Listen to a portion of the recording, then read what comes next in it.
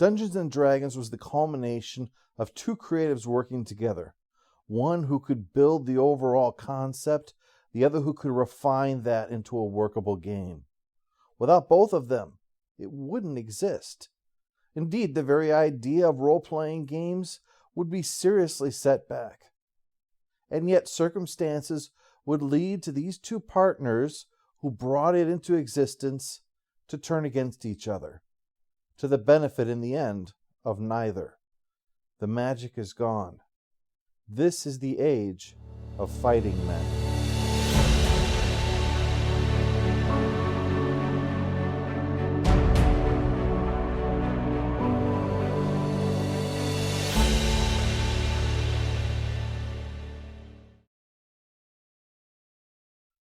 To understand the schism, we need to understand a couple other things first. One is about Arneson's previous business experience with Gygax. Another is about the wargaming clubs at this time. Don't Give Up the Ship was but the first of 3 naval warfare games that Arneson had developed, and given the success of the first, Gygax was eager to get the other 2 for Guidon. The problem was that Arneson and Mike Carr weren't receiving their royalty checks, while Gygax was pleading on Don Lowry's behalf on one hand, while hoping to get the new sailing rules with the other. To be fair to Gygax, the latter point was likely because he knew Arneson's rules would require a massive amount of work to be turned into their final form, as committing his ideas to paper was something that he struggled with. When Guidon finally did send Arneson and Carr checks, they bounced, and Gygax attributed the whole thing to some stupid mix-up on MasterCard's end. Yet the pair would never receive a royalty check from Guidon for their work. And while that wasn't Gygax's fault, his continued defense of Lowry to Arneson caused the stink to rub off. A stink that wasn't helped by the fact that 1 month during the early days of Tactical Studies rules, Arneson didn't get his D&D royalty. Gygax could only plead that the new project that had just been dropped on them screwed all their finances up, but that it was vital to maintain their relationship with Heritage Miniatures, so they had to do it. More on that a little later. But whatever the reason, the fact that Gygax hadn't gotten out in front of the problem with Arneson after he had already been shafted by Guidon did nothing to make Arneson confident in Tactical Studies rules. As far as wargaming clubs, they were no different than online communities are today, prone to fractures and political alignments. Arneson had been through one in the Twin Cities, actually, but when Gygax had problems with his group, he was not shy about his view. See, Tactical Studies rules got its name from the Lake Geneva Tactical Studies Association, but they were getting more disheartened with how the focus now seemed entirely to be upon promoting that company and not about them playing games. It got to the point that Gen Con was about TSR and not the LGTSA. Finally, several high-ranking members publicly quit over this.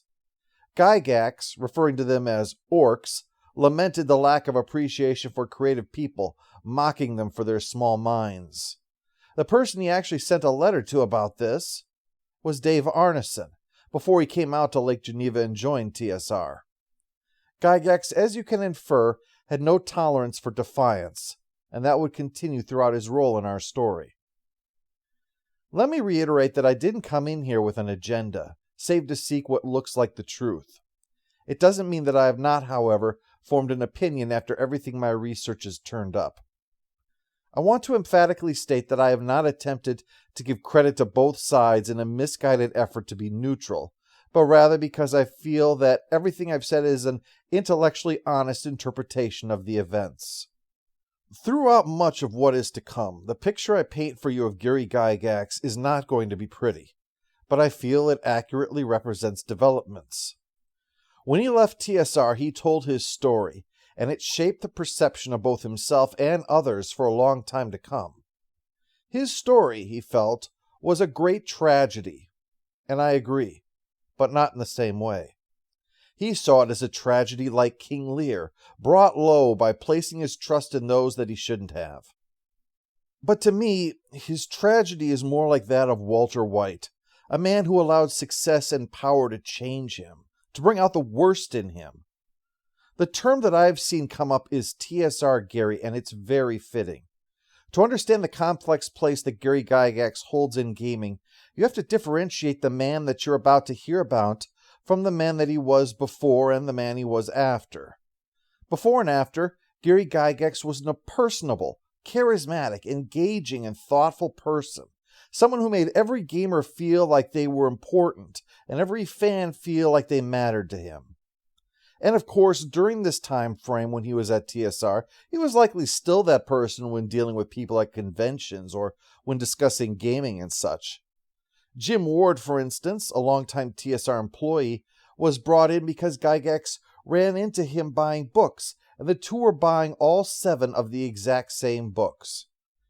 Intrigued by this, Gygax simply had to approach him, and after a little talking, invited him to come to their gaming session, and after deciding this wasn't a lunatic, came and was excited by what he saw.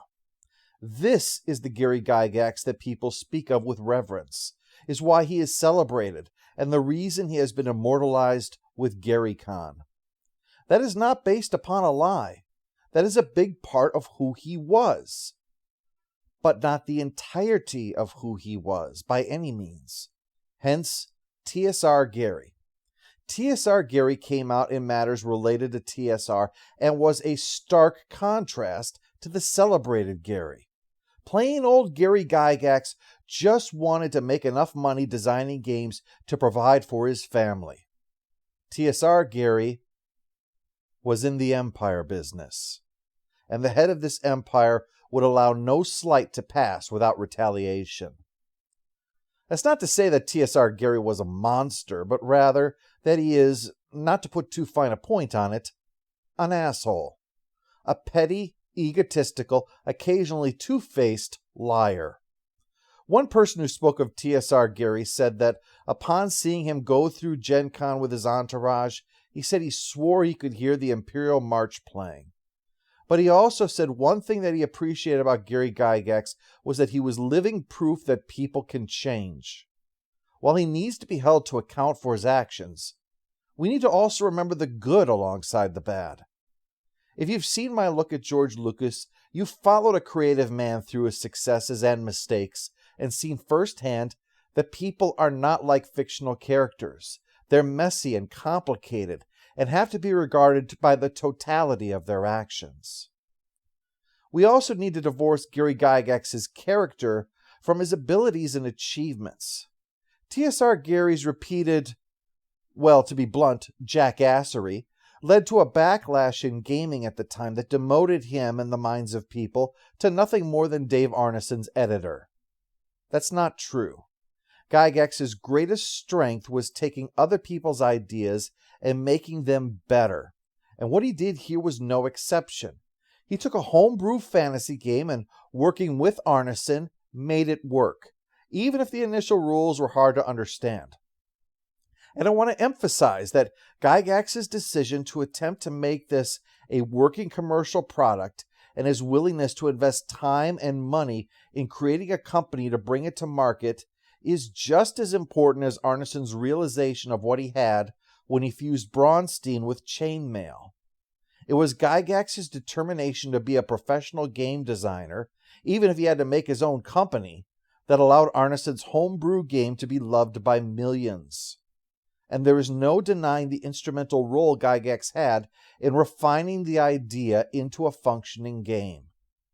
If there's anything I hope you take away about the players in these pieces, it's that man is a flawed creature, and to presume nothing but virtue is absurd, and to take human flaws as justification that one is an evil villain, oversimplified to the point of childishness. I should also add, in fairness, that Dave Arneson had been less than charitable about both tactical studies rules and D&D in some of his correspondence in the beginning. Arneson was also resentful of authority, yet admitted to not having the skill to lead either. And if left to his own devices, RPGs would have been set back years before someone else would have built upon Blackmore's ideas to take it to the next step. Arneson had been considering opening a travel agency before he finally worked for TSR. It was only after TSR that he tried, and with little success, to start his own game company. Arneson is the aggrieved party here, yes. But efforts to paint Gygax as effectively stealing everything that should have been his is revisionist history too. It's just in the opposite direction. I mentioned near the beginning about missing a royalty payment to Arneson. Well, here's what happened. It had to do with what had a great deal of promise for TSR. One of their games that year that was really going to take off. Warriors of Mars. Let me read you the current Wikipedia entry to understand what happened. Warriors of Mars is a 1974 miniatures war game rulebook, written by Gary Gygax and Brian Bloom and published by Tactical Studies Rules. It simulates combat in the fantasy world of Barsoom, originally imagined by Edgar Rice Burroughs in his series of novels about John Carter of Mars. Gygax and TSR published the rules without permission from Burroughs' estate, and soon after its release, they issued a cease and desist order, and the game was pulled from distribution. You might be wondering, as I did, how TSR expected to get away with making a game set in someone else's IP without permission. Two reasons. First being that it was kind of standard practice. The wargaming community was so small that if some guy wins a convention with rules based on Lord of the Rings, no one minds, especially because they're not being sold anyway. But Warriors of Mars was a commercial product, even if it was a small one. Surely they must have known that they were playing with fire, right? Well, this is actually where confusion sets in. TSR was working with Heritage, who were cranking out miniatures. And as I said last time, the miniature manufacturers counted on people coming up with rules for games to then motivate people to buy the miniatures. Unaware of this, the estate of Edgar Rice Burroughs licensed making miniatures of Barsoom to Heritage. And since it was licensed, it was important to make a lot in order to profit after Burroughs' estate got their cut of the figures. So Heritage needed wargame rules to encourage people to buy them.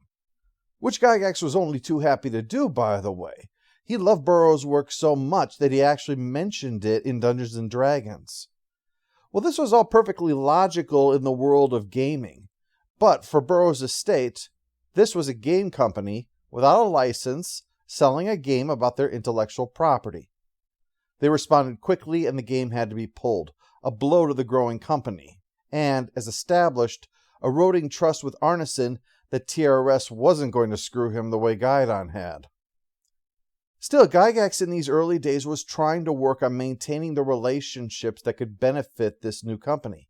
So he regularly courted Arneson on one hand, while trying to keep McGarry patient so that they could publish his game, now shortened to Dungeon, with an exclamation mark.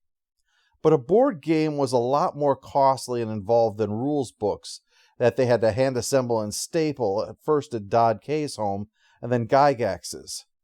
But Gygax had lofty ambitions and wanted to avoid the situation that Charles Roberts, founder of Avalon Hill, had found himself in, having non-gamers take over the company because of some bad business decisions. After Don K's passing, Gygax sent McGarry a letter making clear that they were small but growing, and that they would take steps to ensure no non-gamer could ever take over the company. Arneson and McGarry, along with many of the Twin City lead players, were skilled game designers, and Gygax knew that if he could bring them on board, they'd have products that would really make a splash, especially because he believed that what they needed to have was a sufficient roster of products in order to have cost-effective advertisement. Advertising would be a key to growing their business, he believed. In that regard, Gygax had been unwittingly creating the perfect marketing opportunity for his new company and hadn't even realized it. Gen Con. It had been growing at a massive pace, bringing his target audience in huge numbers to the very place where they ran their business, and, oh yes, he owned and ran the event. It was the perfect opportunity to begin showcasing their games, including Dungeons & Dragons, helping people get what the game was through experience. Avalon Hill saw what Gen Con did for TSR and realized Gygax was onto something here. In 1975, Avalon Hill worked with a Baltimore area gaming club to create their own convention called Origins. While conditions were hardly ideal, it was a big success. helping to give Avalon Hill a further chance to market games and push back against the miniature focus of Gen Con to give greater emphasis on board games. Gygax fumed over Origin's direct competition to both TSR and Gen Con, and upon hearing that the event was attended by 1,500 people, publicly announced that Gen Con that year had been attended by 1,600 people. After getting a great deal of flack, Gygax finally admitted the number was, in fact, 1,000. Nevertheless, rather than recognizing Origins as a second opportunity for TSR to show off their products, in fact, Avalon Hill would work with their own competitor, SPI, on Origins because it was beneficial to both companies to have a convention to show their products. Yet Gygax resented Origins as direct competition with his beloved Gen Con. TSR would still make use of it, but he was not happy about it. To some degree, the feeling was mutual. Lake Geneva is one of many small Wisconsin towns that thrive as a resort rather than anything else, a place visited by people from Milwaukee and Chicago. It's a place people go to get away from the rat race of metropolises. Hugh Hefner contributed to this by creating the first Playboy resort there, with a private airfield for the upper crust to enjoy and a Frank Lloyd Wright-designed hotel, from which they could enjoy the myriad attractions of the resort community, with big-name entertainers coming to perform. It was, however, the only such facility. People didn't come to Lake Geneva for conventions. They went to get away from conventions. With the growth of Gen Con exceeding that of its previous hosting capacity, TSR used the Playboy Resort in 1977, but even that was pushing the limits of what it could do in this small town. In 1978, when a games group in Detroit won the bid to host Origins in Ann Arbor, Michigan, Gygax took the move to the Midwest as a direct assault on Gen Con. This time, he did swallow his pride enough to attend for the sake of promoting D&D through modules, but this was only to avoid creating a vacuum for his enemies to exploit, as he had in 1977. To help avoid the sense of crowding, they had left Lake Geneva altogether and went to a college campus at Parkside for 1978 Gen Con. Space was not the problem this time, though. While publicly Tim Kask said that the storms probably kept 500 attendees away, he knew that it was the presence of Origins so close in both distance and time to Gen Con. This didn't stop Gygax from publicly voicing his own theory that spiteful Lake Geneva residents were intentionally telling people the convention had been canceled, a sign of either his paranoia being put on public display or else a desperate attempt to win a competition that existed almost entirely in his own mind. In any event, space wasn't what concerned people. It was the lack of adequate lighting at Gen Con that was the problem. When attempts were made to deal with it, circuits kept blowing. The publishers that had come for the convention were so upset that they decided they needed to band together to be able to make changes for the good of all of the little publishers that couldn't force the issue. But then, Avalon Hill and SPI came along and asked to join them too. What everyone really wanted, they said, was basically the same thing, to push for things that are good for the industry, all of them. They may technically all be competitors, but anything that helped gaming was a rising tide that lifted all boats. The group that emerged from that was the Game Manufacturers Association, or GAMA. As an organization created with the express purpose of seeing to the needs of game companies and helping the industry to thrive and the hobby to expand, naturally, Gygax saw them as his mortal enemy. But perhaps we're getting ahead of ourselves. Arneson was resistant to Gygax's invitation to move to Lake Geneva and work for them, but said that he would once they had an actual office, not someone's garage or basement. Gygax and Bloom's first effort on that score was a house on William Street, with the ground floor to serve as their brick-and-mortar hobby shop, the dungeon, the upstairs as offices, and the basement for product storage and shipping. Being the tiny startup that it was, people were given other duties to perform in order for them to get by. Rob Kuntz, for instance, worked in the dungeon as well as his creative work. And while he was finally coaxed to Lake Geneva, Arneson was both head researcher and worked in the shipping department. What happened during the 11 months that Arneson worked for TSR is the subject of much debate. It is demonstrable that he had scant publications throughout this time period. The question was why. By one accounting, he was lazier in over his head. Another said that he was actually secretly providing game ideas to other companies, although this was advanced pretty much solely by Gygax, whose FBI file states that he is very paranoid. Oh yes, the FBI will come into this later on. Other accounts, though, say that Gygax and Bloom were not giving Arneson material to work on, that he'd really been brought here to crank out his own ideas for TSR, rather than to work on the new material that was being brought in. For example, during this time, a new role-playing game was brought in that he was really interested in, but was kept away from. It was called Top Secret, a spy game.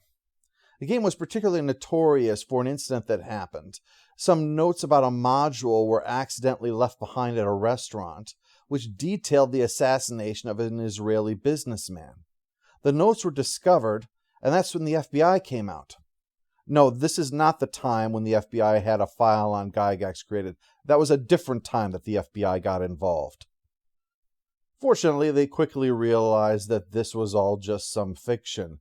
But Tim Kask made use of the incident when he was promoting the game, saying, "It's so real, it even fooled the FBI." But Arneson never got a chance to see any of that, and he became disenchanted with everything.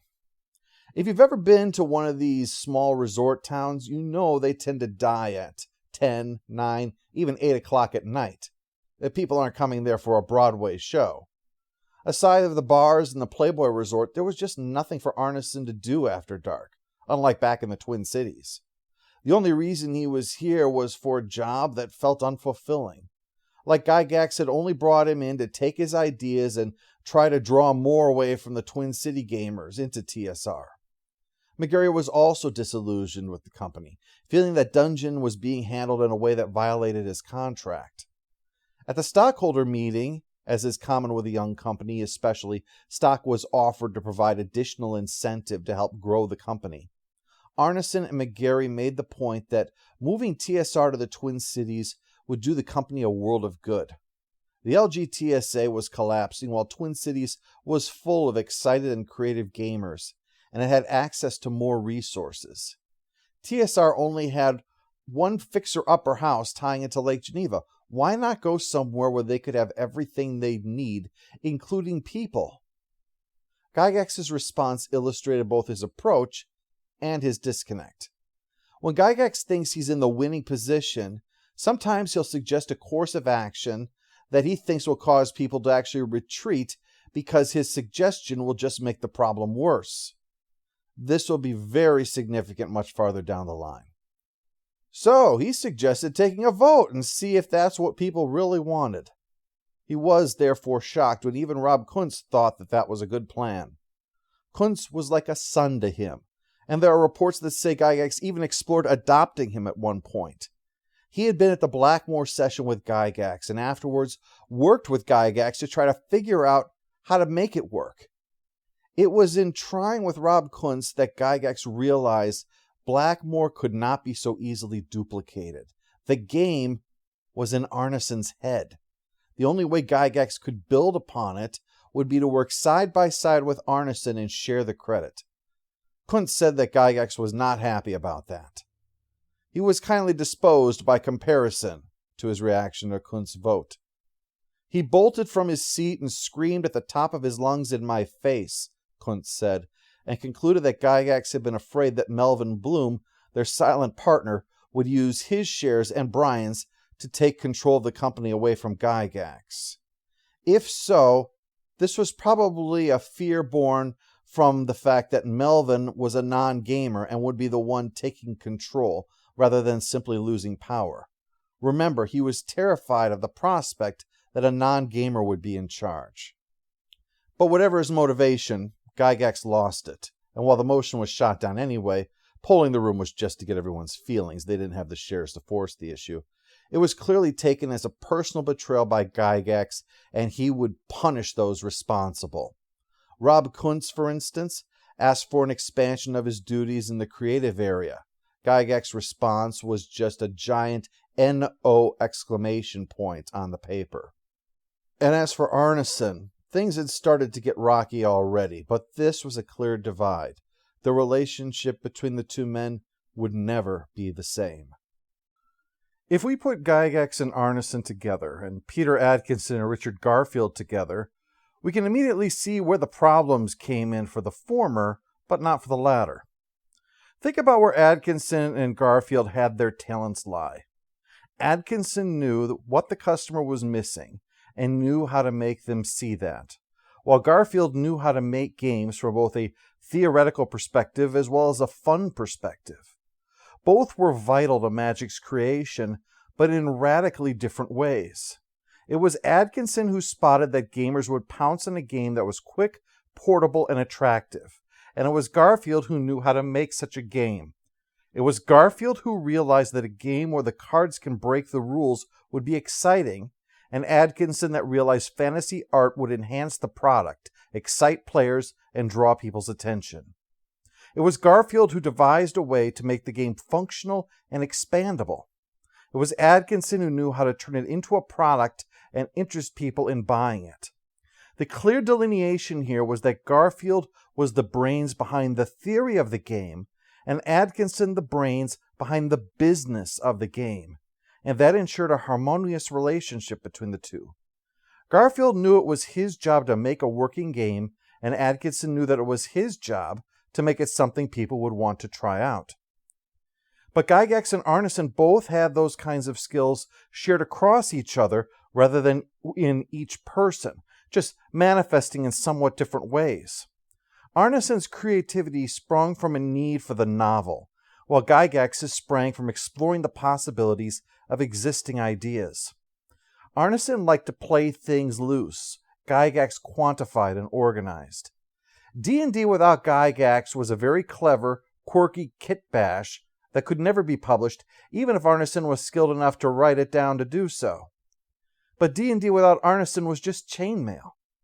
Both were instrumental to the mechanics of the game. It's for this reason that the partnership between Arneson and Gygax was more like Richard Garfield and Scath Elias. Garfield is the generator of things, with Elias as his partner to make things practical.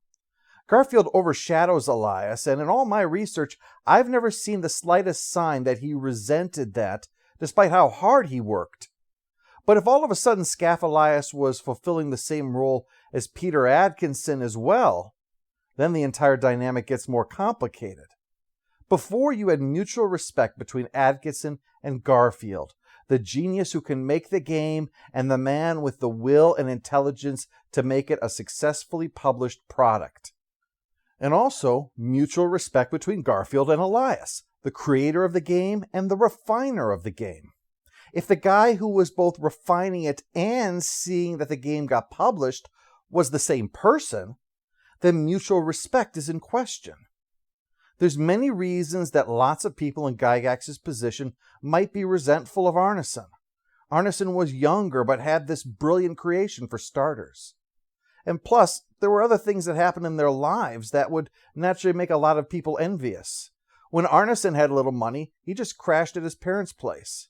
When Gygax had little money, he instead had to go out busting his ass to do horrible work, including stuff that sometimes left him physically injured after he was done with it because he had to provide for his wife and kids.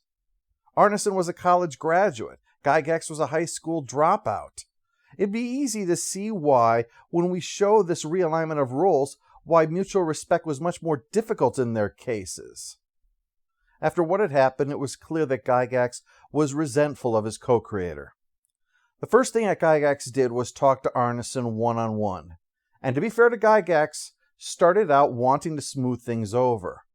But when Arneson listed some of his complaints with the way he and his work was being treated, and that the compensation being offered was in overvalued TSR stock, as a non-public company, its stock price was not determined by the market, remember, Gygax made 2 points: that anyone could be replaced because money buys talent, and 2, any threat to TSR was a threat to his family. Gygax then shot out a memo about working with other businesses, saying it would not be tolerated. While this might at first blush seem perfectly reasonable in any company, TSR wasn't any company. It still was so small that its creative staff were stuck doing minimum wage tasks around the office in addition to their normal duties, and their pay reflected the poor straits the company was in. Freelancing with other companies was a way to supplement their meager paychecks. But dictating from his office as if he wasn't running a business out of a house was now Gygax's approach, to make clear he was the president, although Arneson took to correcting this to dictator on such memos. Rob Kuntz resigned over this. Although he claimed health problems, the reason was obvious, and Gygax was offended that Kuntz was, in his mind, siding with the enemy. His next memo was even more naked in its attack. Gygax said that to ensure timely behavior, there would be a time clock installed for all hourly employees.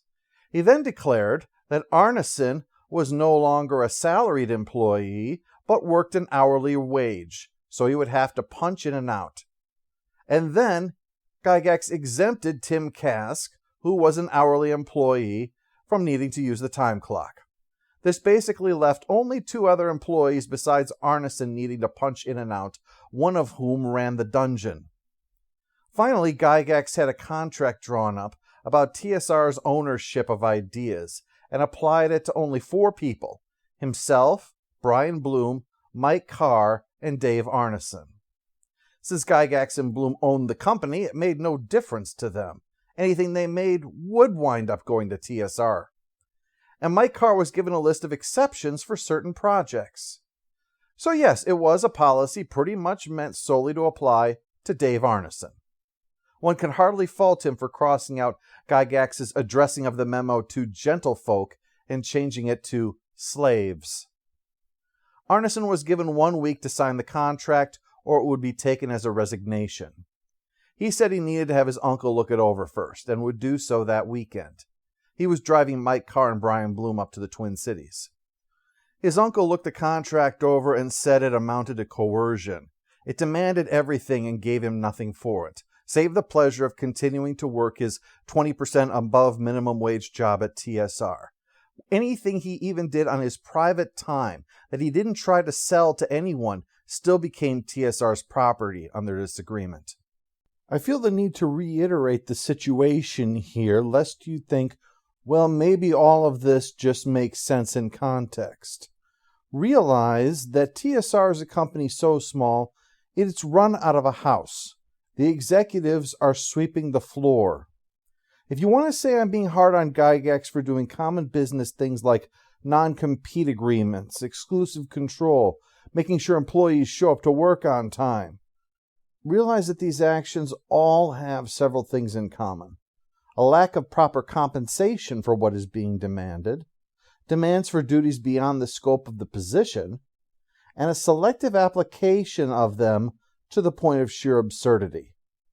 Under Gygax's watch, we're going to hear about an employee not only not in the office when they're supposed to be, but rather if they went any further, they would literally need to bring a passport because they'd be exiting the country. And I don't mean into Canada. Any of these alone you might be able to justify. All of them together, and with a Venn diagram that has only one person sitting in the center, then it makes it obvious. And combined with further behavior with the industry as a whole, there isn't a jury that's not going to be convinced that this was not good business. This was nothing but shallow mean-spiritedness. They drew up a list of counter-proposals to discuss, but they never would. Despite him regularly driving TSR employees to the Twin Cities in order to benefit the company, now that he was on the time clock, Gygax deducted a day's pay from his paycheck. According to Gygax's account, Arneson flew into a rage, terrifying the other employees, packed his things, and stormed out. According to Arneson, everybody had gone for lunch already. Arneson was delivered a memo at home stating that while Mike Carr, Arneson's immediate supervisor, had given permission, seeing as how both he and the owner of the company were in the car, vacation time could easily correct this. But the unprofessional way that Arneson departed without seeking his supervisor's permission demanded that he be punished with unpaid time off, 10 days. And after that, since he was not going to sign the contract, his role as head researcher would be terminated and his pay reduced to minimum wage. Arneson refused to sign the contract and said he wasn't coming back. As the final demonstration of pettiness in this exchange, Gygax then tied Arneson up in court for the better part of a year when he filed for unemployment, arguing that Arneson wasn't fired, but had quit, because Gygax told him his job would continue just in a different department, in the mailroom. Arneson's ejection from TSR illustrates the problem that TSR Gary had as head of the company. Dilbert creator Scott Adams noted that there's a reason why people like Gygax are less likely to get investment or credit to start their business, because someone who's following their passion is disinclined to keep their business objectivity, if they even had any sense of how to run a business in the first place. You'd much rather invest in someone who wants to run a dry cleaning service, he notes. Very few are passionate about dry cleaning. For Gygax to run a company dedicated to a rather niche hobby already dominated by two big names, Avalon Hill and SPI, and stay afloat, he did have to have good ideas of how to stay in business. But his day-to-day handling of the people who worked for him showed he didn't have the business objectivity for that. He wanted to simultaneously be a buttoned-down, tight-ship corporation when it came to his authority, but a highly flexible, we're-all-in-this-together coordinator when it came to getting people to work slaves' wages while handling distractions from the reason they supposedly had been hired. He lost a lot of employees this way, but with Arneson, he made an enemy. TSR scared off some of the competition with legal threats that were little more than paper tigers. But the problem is, you can't scare someone who is enraged. When Arneson announced that he was going to clean up the D&D rules with his own publication of an index in order to help players to find answers, TSR shot out one of their legal threats, and Arneson metaphorically wiped his ass with it, saying his own lawyers would ensure everything was fine and not to worry themselves over it. Lawyers that, thanks to the original D&D agreement, were being paid for by TSR themselves, or at least with their royalties. That was why this whole affair shows bad business acumen. To supposedly ensure that Arneson wasn't working against them, Gygax ensured he was definitely working against them, funded by their own money. Whether it was for that practical reason, or ego, or simply pettiness, Gygax would now work to put a stop to that. While running Blackmore before D&D, Arneson and those in his campaign were on the receiving end of scorn from a gamer and figure caster named Greg Scott. Arneson brought this nasty individual into the game as a villain named the Egg of Coot. Greg to Egg, Scott to Coot. It's important to note for what follows. In response to what happened with TSR, Arneson now took to calling Gygax the Egg, Gygax's full name being Ernie Gary Gygax, EGG. When he later brought the Egg of Coot into a campaign, Arneson gave it characteristics that he felt were reflective of Gygax, especially ego. That's why the origin is important, as some came to believe Arneson invented the character just to spite Gygax. Gygax responded by creating two villains based on Arneson, the hill giant chief Nasnra, a slight shortening of Arneson's name spelled backwards, and a thief whose name was a scrambling of Arneson's, and made a note to point out how fat he was, Arneson was overweight, and anyone making a deal with him will get ripped off. Arneson was seeking to work with several of the other small publishers, although he fell victim to Gygax's paranoia even now. Hearing a rumor that Arneson was bad-mouthing TSR, Gygax decided the best defense was a good offense and began calling around to other game companies to badmouth him first, hampering his ability to find work. Arneson, hearing that two more employees, the ones who were stuck with that time clock, quit when Gygax circulated a memo that made clear, if you don't like it here, leave, decided giving TSR the chance to begin publicly demonstrating the tin pot dictator-style leadership of Gygax would help his case with the larger industry. give TSR enough rope to hang themselves. Gygax needed little provocation. He even sent out a legal threat to some fans who published a guide to the thief class, who then had to be reminded by them that, in fact, they were the inventors of the thief class in the first place. Maybe don't threaten to sue the people whose ideas you were stealing. One of Arneson's new ideas was for a universal role-playing system so that the central rules and concepts could then be applied to any kind of setting. But it was taking time, so to begin his effort to live inside of Gygax's head, he offered the publisher Judges Guild a chance to publish some of his Blackmore material, telling Heritage, who was going to publish his D&D index, that it was more of a novelty product, and mostly it was useful to provoke TSR, something that they were fine with. In fact, Arneson informed TSR that he intended to sell 3 of his shares of TSR stock to Heritage. After all, if Heritage was now a stockholder in TSR, that meant that they had the right to look at TSR's financials. Arneson also took advantage of Gygax's irrational hatred of Origins. Originally, Arneson and Kuntz were to represent TSR at Origins, but after his departure, Gygax informed Origins that Arneson would, naturally, not be representing them at the convention, but he didn't bother replacing him with someone who could run a D&D event. He was the best DM they had left, but Gygax refused to do so at Origins.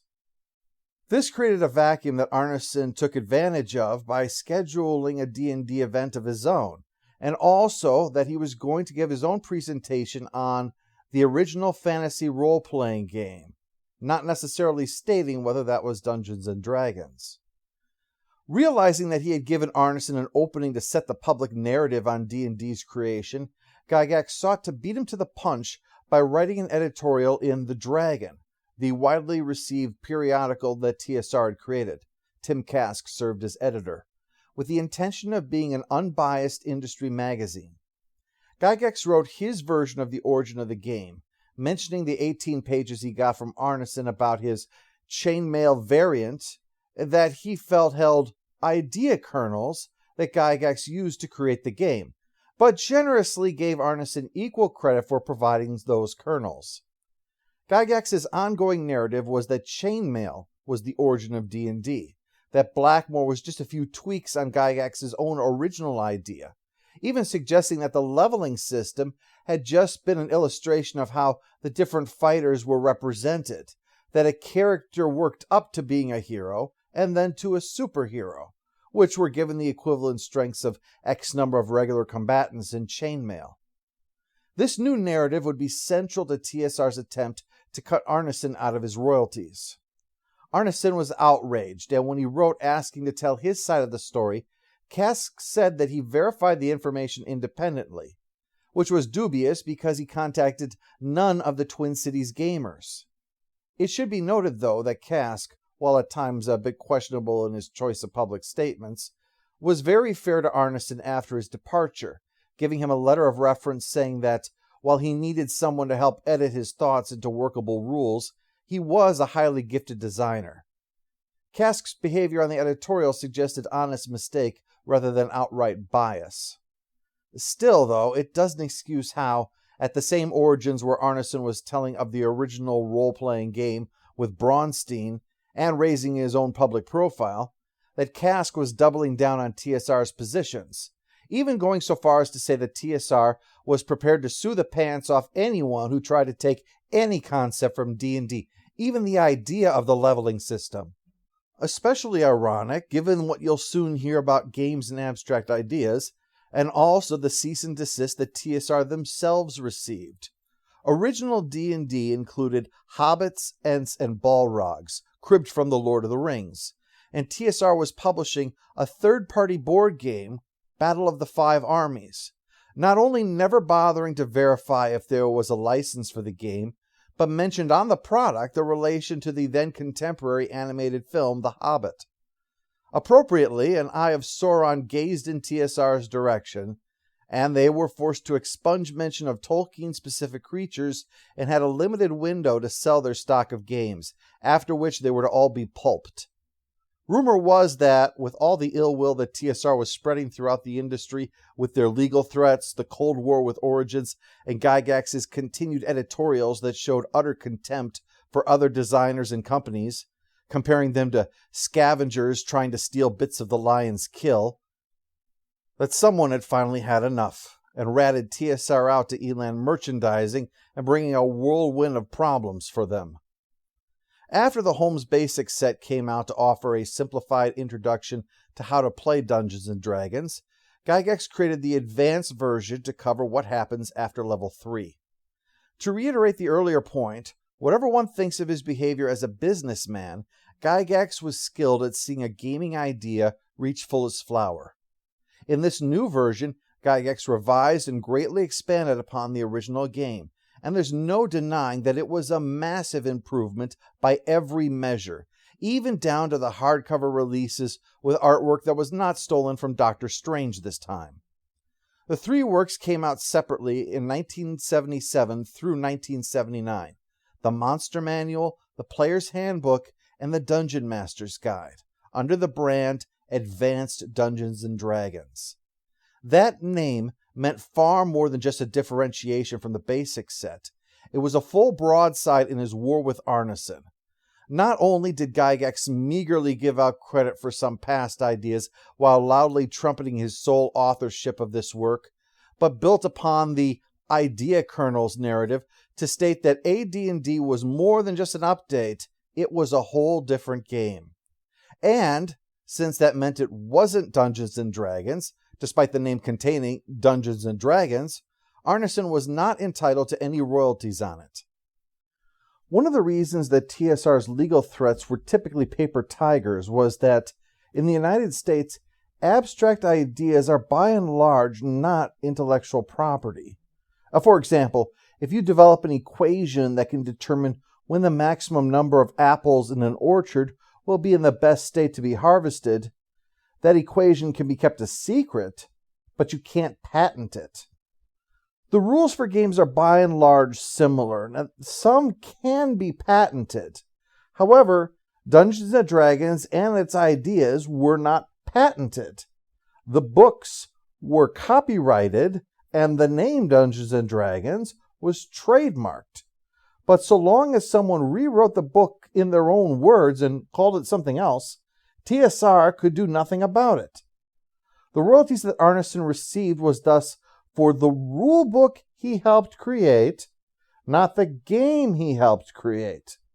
TSR thus argued that they owed him nothing for a book that he didn't help write, and were declaring that AD&D was an entirely new work while pushing the narrative of D&D as an evolution of chainmail and not of Blackmore. TSR Gary's position was official. Who invented fantasy role-playing? Gary Gygax. You're goddamn right.